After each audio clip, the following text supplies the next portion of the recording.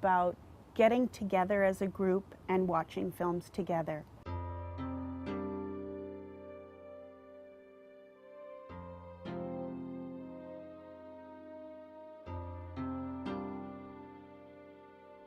To me, Cabbagetown means home. It really is my home.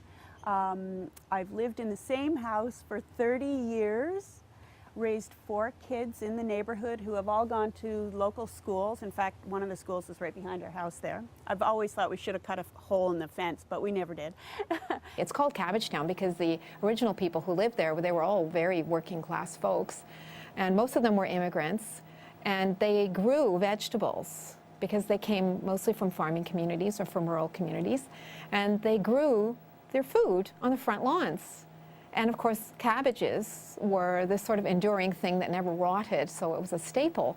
And there were a lot of cabbages grown in Cabbagetown, so that's where it got its name from. And it actually has a cabbage on its flag. We have the Cabbagetown flag, which always makes me smile when I see it, because we got to be the only place that has a vegetable, you know, on their flag. The Cabbagetown Festival is very different from most festivals in that it draws on a local crowd.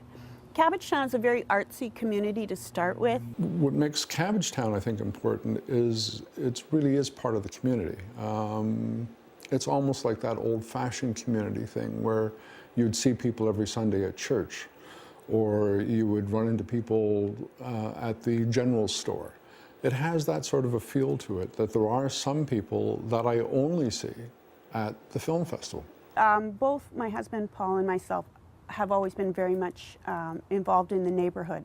He's the chair of the local BIA, the Business Improvement Area, and has been for many years. So at the beginning, when the kids were young, I kind of organized street activities for young children as part of the Cabbagetown Festival in September. Actually, Paul said to me, I don't know, why don't you do like a film festival or something? Because I had graduated from York in '83 with a film degree, and I was like, you know, that's a damn good idea. So starting the film festival was kind of a way of bringing my experience of being a film grad to my little area, you know, and sharing that. But this is really a community event. It has really nothing to do with Toronto. I mean, we could be anywhere in Canada. I can't remember who wrote it. You're never a hero in your hometown. Actually, at small film festivals, you can be.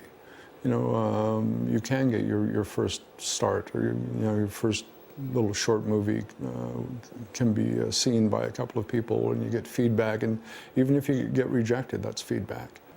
That seems kind of discouraging. You know, I'm sure there's a lot of broken-hearted people in Cabbagetown. The audience that we get at the actual festival screening is pretty homogenous. Like, it's mostly the upper middle class, white, mostly, residents of this small pocket of downtown. Well, that's the kind of white upper class thing to do, right?